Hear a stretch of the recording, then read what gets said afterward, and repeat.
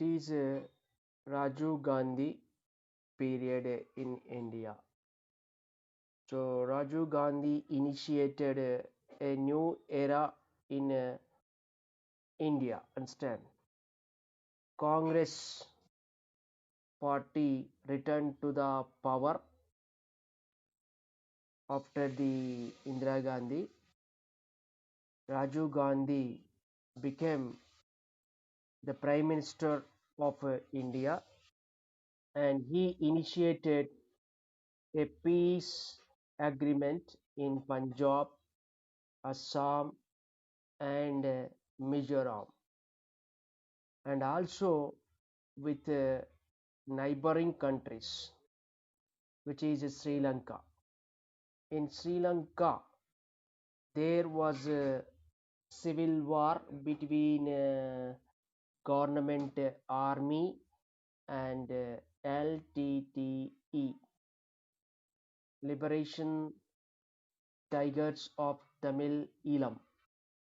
So, in that civil war, Sri Lanka faced a lot of trouble. So, to help them and to stop illegal migration from Sri Lanka to India, Sri Lankan Tamils, they were migrating to India. So there, Rajiv Gandhi, what to call, helped by sending Indian peace army, Indian peace army to Sri Lanka. So Rajiv Gandhi period began with initiation of peace with several issues, and here he did the good thing for the Sri Lanka, but it is not accepted either by Tamils or by the Sri Lankan government. Finally, the Indian Peace Army was withdrawn in 1989.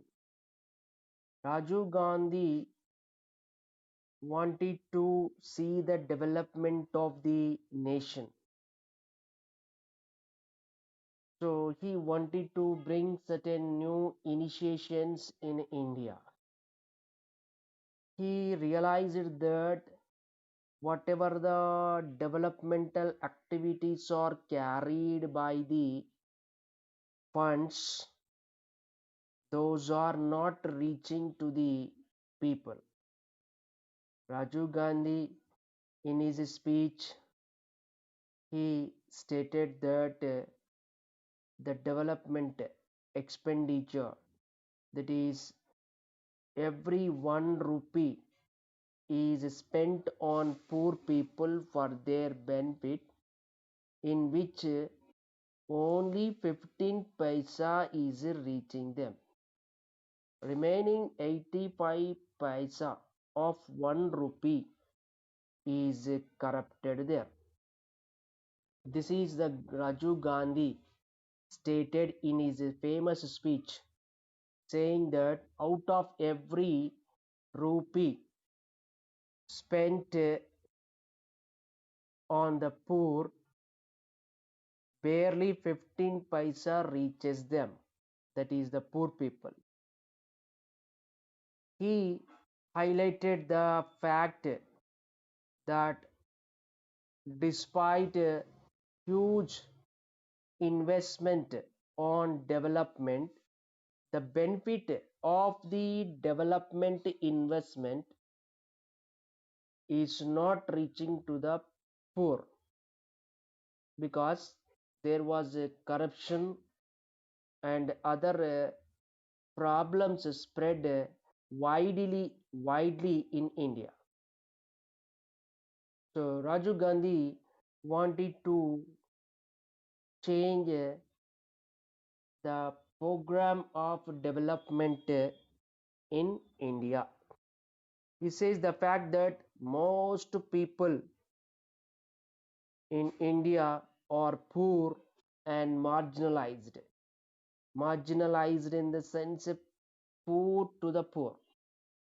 And these are women, that means who are included in the poor, that is women, Dalits, tribals. So these were not able to get the fruits of development. Government is initiating many developmental programs, and those developmental programs are not benefiting to the poor people. This is the problem in India, which is observed by the Rajiv Gandhi. So he also realized that there should be a drastic change in the process of development. Rajiv Gandhi realized that to bring sea changes in the way of development. Sea changes in the sense complete change in the process of developing the nation. So for this, Rajiv Gandhi felt that the best way for creating the real development and its benefit should reach to all, he believed that the best way is to make public participation. He wanted that participation of the public in the developmental activities. Okay. He wanted to ensure that the participation of the mass of people in governance. That means people should take part in their own problems of their region. So for that, Rajiv Gandhi wanted to initiate Panchayat Raj institutions. It means self-government institutions at a local level. Okay, that what we call local self-government institutions. That was initiated by Rajiv Gandhi, which is called Panchayati Raj institutions, which will help local people to take part in the government. But what happened here? In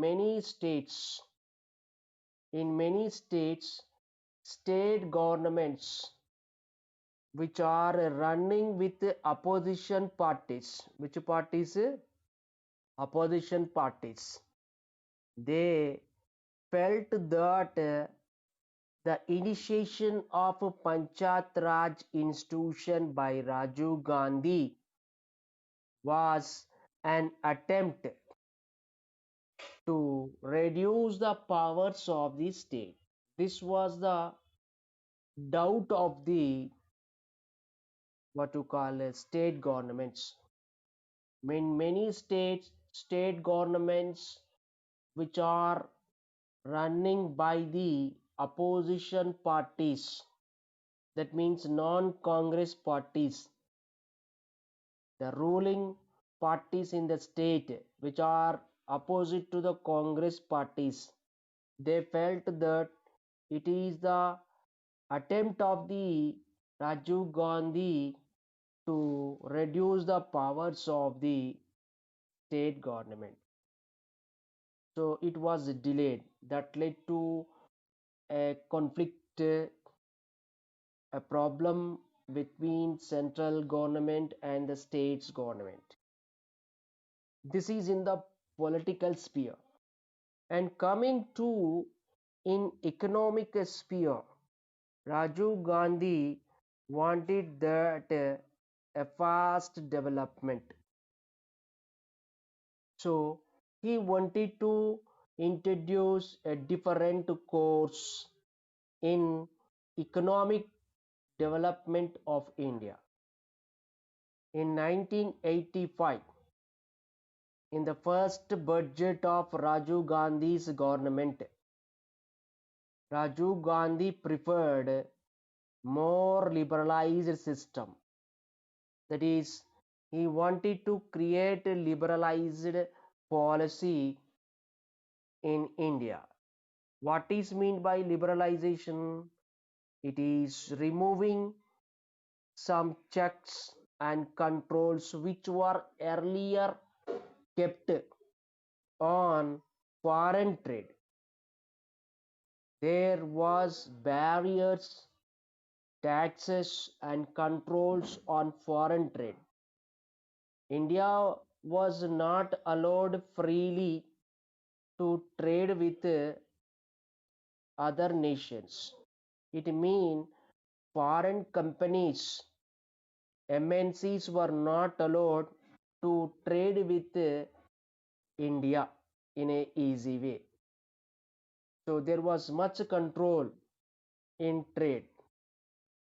So in the economic sphere, Rajiv Gandhi felt that for the fast development, it is the time for allowing MNCs of other nations into the Indian market by removing some controls and checks on the trade. So removing of checks and controls on the trade is known as a liberalized system. So in his first budget after forming the government in 1985, Rajiv Gandhi initiated liberalized system. So this liberalized system enhanced our economic system. Rajiv Gandhi also convinced that India should adapt itself to the new technologies which are emerging in the world.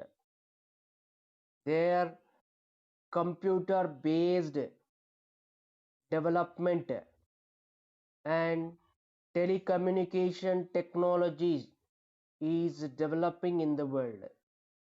So telecommunication technology and computer technology is part of the fast development. So Rajiv Gandhi wanted that India should also develop these computer and telecommunication technologies. So for this, Rajiv Gandhi initiated a program in India that what we call telecom revolution. And this telecom revolution in India helped to spread the network of telephonic communication using the satellite technology. Today, we all are communicating with each other as you are listening to the class in online because of telecom revolution using the satellite technology, right? So the telecom revolution initiated by the Rajiv Gandhi to develop technology in India too. So during Rajiv Gandhi period, we see this telecom revolution have started in India. Understand?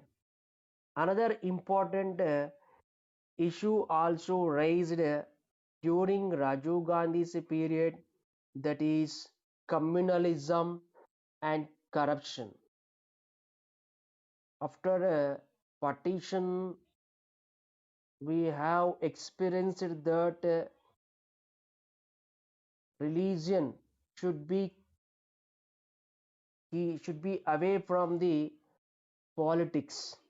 In 1947, our India split into Indian Union and Pakistan on the basis of religion.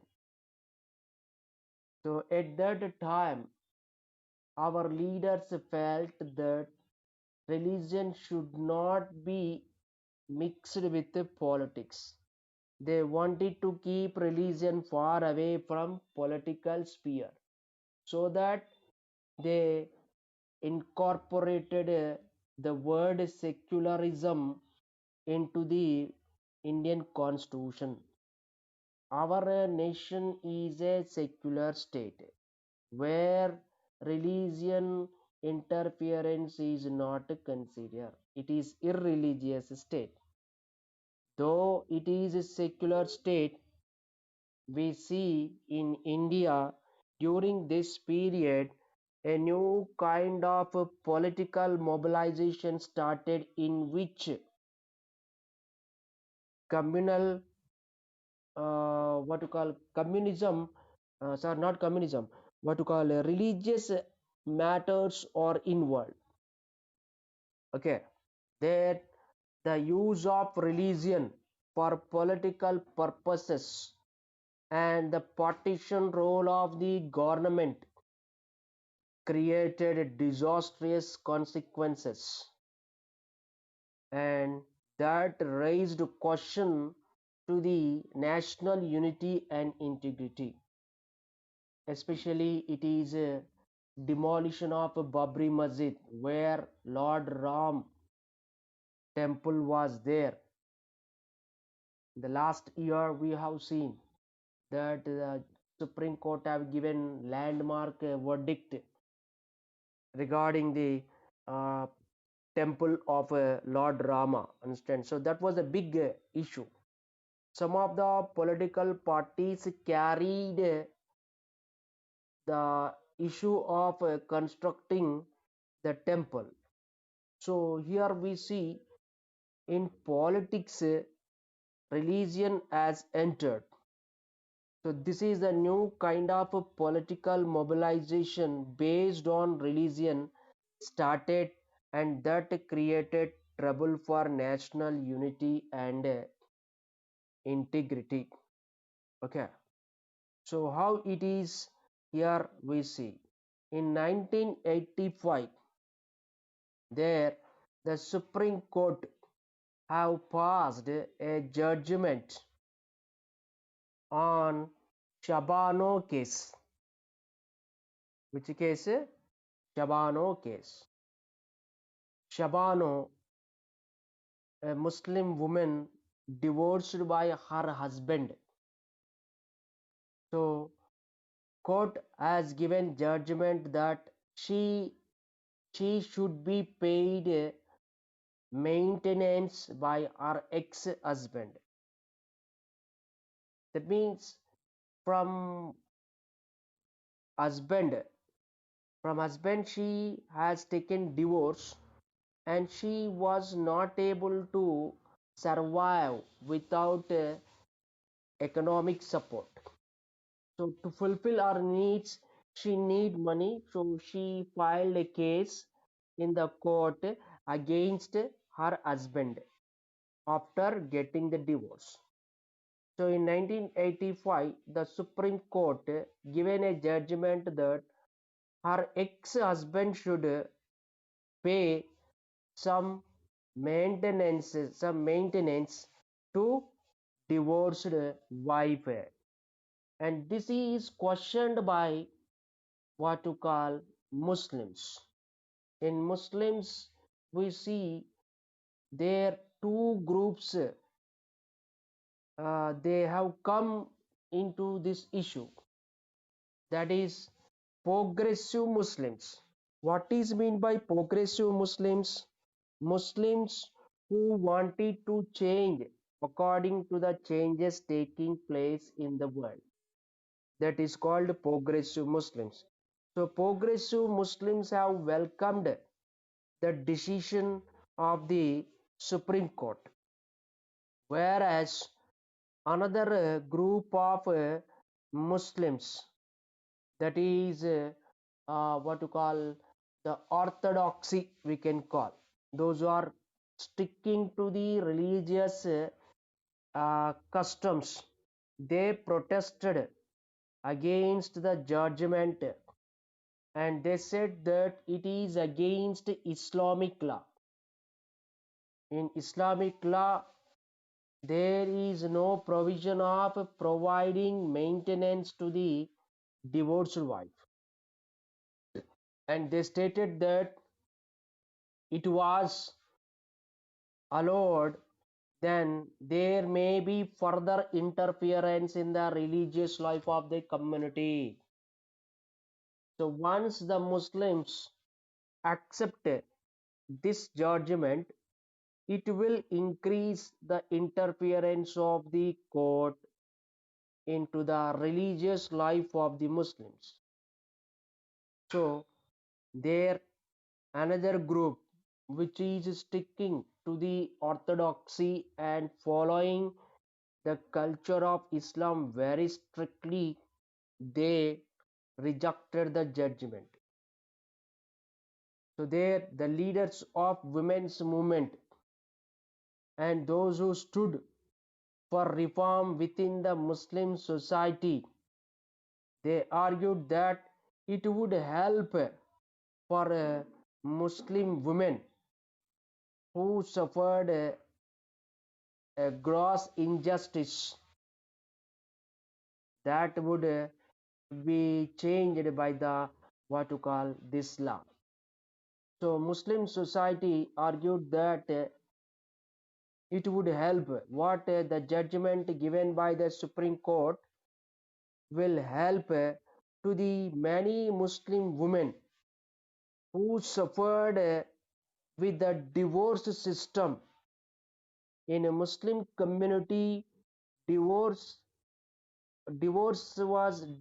is given by their husbands unilaterally by saying three times talak, talak, and talak.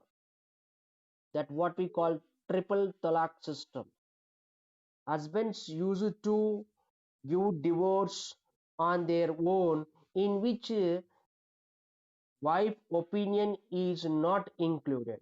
Without the opinion and consent of the wife, husbands have gone for giving divorce unilaterally to the Muslim woman, and this is the injustice, right? There was no opinion, there was no consideration to the opinion of the Muslim woman.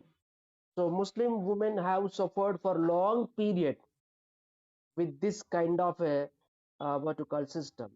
So this would come to end with a Supreme Court judgment. So by the pressure of Orthodox Muslims, which Muslims? Orthodox Muslims. Okay, Orthodox Muslims forced the government to enact a new law and to stop the implementation of the court judgment. So the Congress government came under the pressure and force of the Muslim community and enacted a new law in 1986. Okay, and this new law permitted Muslim husbands to free from giving maintenance to the ex-wife, that is widowed wife, and permitted Muslim religious bodies for Muslim community. There will be Muslim religious bodies which work through the mosque center. So Muslim religious bodies are given the responsibility to pay maintenance to the divorced woman for a short period of 3 months. This is the new act implemented by the government with the force of orthodox section. So here the government bended to the what to call a religious matter. Understand? So this was seen widely a compromise before religious orthodoxy and ignored the interest of the women in a Muslim community, because the constitution guaranteed equal status, equal opportunity for all. In other religious community, women are enjoying equality, whereas in Muslim community, women are not enjoying equality with the women of other communities. So their interests are ignored here. Understand? So many of the people who observed it, they discussed. There was a debate, and throughout India, there was a kind of a discussion that the government have bended to the domination of a religion, and it was seen that the government compromised with the religious authorities and avoided protecting the interest of women in the Muslim community. So here we see there the government have bended to the what? Religious matter. That means religious matter involved into the politics. And this is called new political mobilization based on the religion. Okay. And another issue around this time started by certain sections of Hindus. They began a campaign for building Lord Rama temple at Ayodhya. Okay, this is also one important issue in this period during the Rajiv Gandhi's period. Instead, that is, certain sections of Hindus, they began a campaign to create awareness and get the support for constructing a temple for Lord Rama in Ayodhya, which is a controversial place. In 1992, there, in place of Lord Rama temple, Babri Masjid was constructed. When in during the Mughal period, Babur, when he invaded India, he had ruled India. During his rule, several temples were destroyed, and in some places where temples were there, masjid, mosques were constructed. So it is the historical evidence that once there was a Lord Rama temple in Ayodhya, and there Babri Masjid is constructed. So certain sections of Hindus, they demanded that it is the birthplace of Lord Rama, so there should be a temple for Lord Rama. Instead, they claimed that Hindus claimed that it is the birthplace of Lord Rama, and it has been built by destroying the earlier temple. What Babri Masjid was built there by destroying the what earlier temple. Understand? So it means that the Hindus wanted to remove the Babri Masjid and wanted to construct the temple, and this created a communal tension between Hindus and Muslims. The custodians of Babri Masjid, that means the authority of Babri Masjid, denied the claim of Hindus. They stated that it is a worshipping place for Muslims. Understand? They wanted that to protect that place with Babri Masjid. So the authority of Babri Masjid temple, they refused, denied the and claimed that it was a place of worshipping for Muslims. This place, that is what you call the place in Ayodhya where Lord Rama temple was there once upon a time, this become a issue of dispute between Hindus and Muslims. And this was taken to the water court. Then the court here ordered that it should be kept closed for both communities and stated that there would be one exception, only one day in the year it will be open. Okay, it is kept closed except on one day in a year till the final decision was taken. That means it now the place has come under dispute, right? One side Muslims wanted to protect the Babri Masjid, another side Hindus wanted to construct their Lord Rama temple. It is a very sensitive issue, right? It is connected to the religious matter, so it may create a communal clash and a communal what to call killing, right?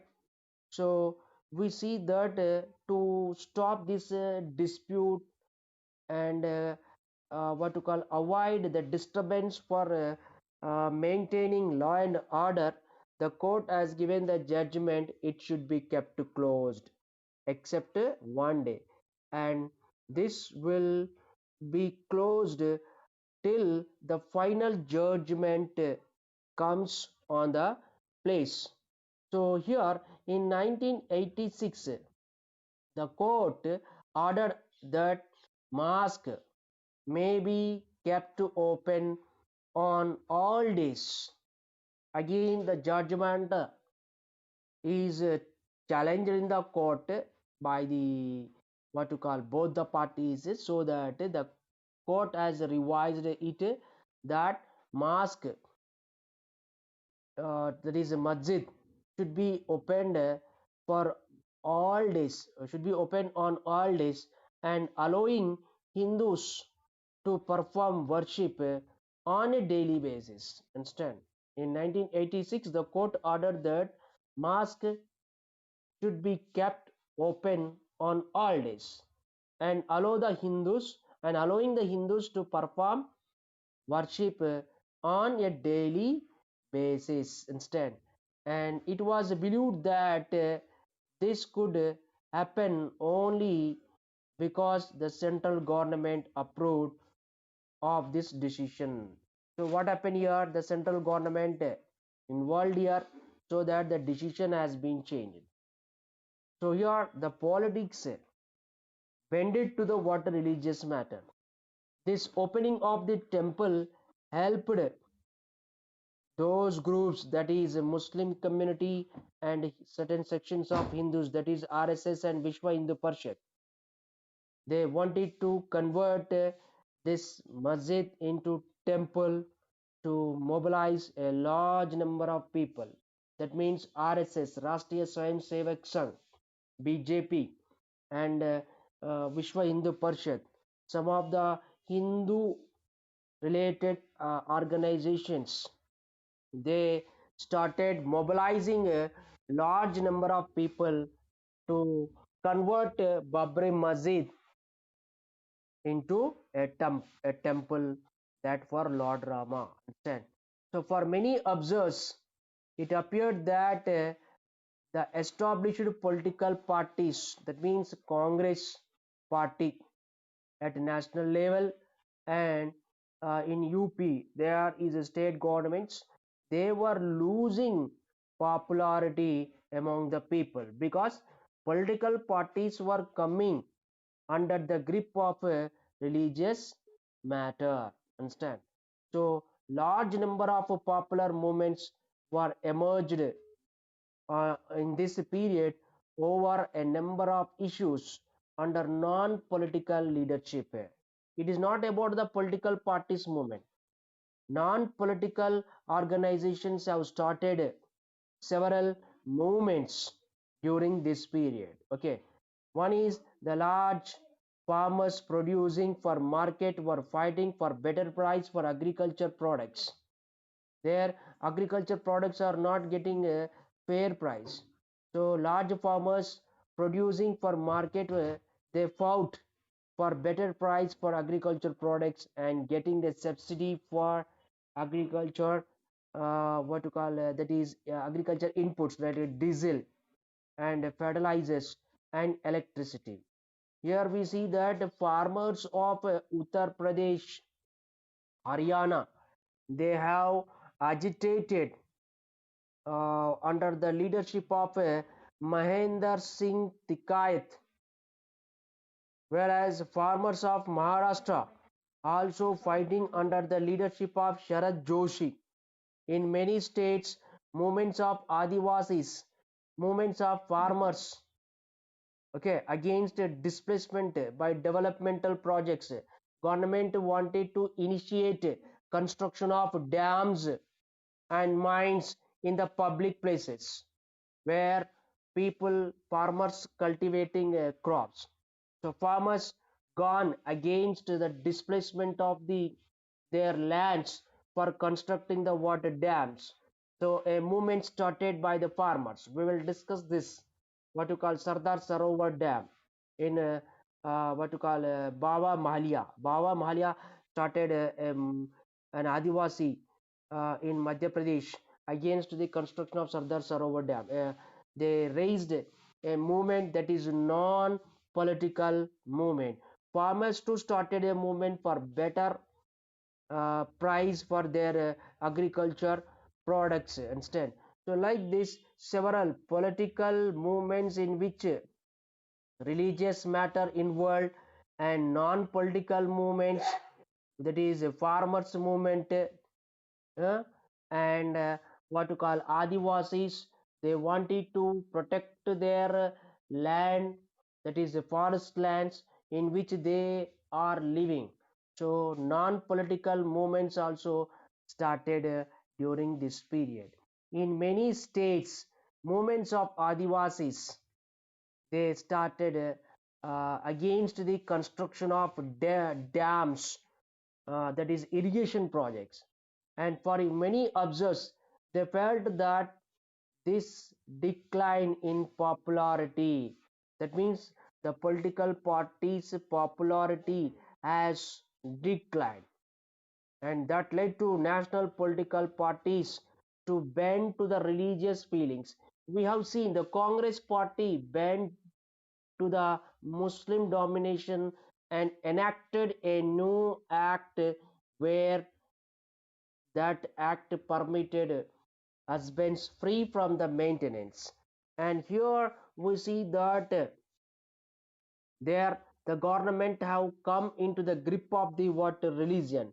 So political parties have lost their popularity, understand, and this led to weakening the secular fabric. India is a secular state in which all religions are given due respect and equality, but moving one side, that means alienating towards one community, that led for a problem of what you call secularism. The secular fabric, which is very sensitive, that is weakened by the what you call incidents happen in this period. Okay, and many made way that the rise of communal politics in the following 10 years. In coming 10 years, that led to politics taking to the what to call with a religion, understand.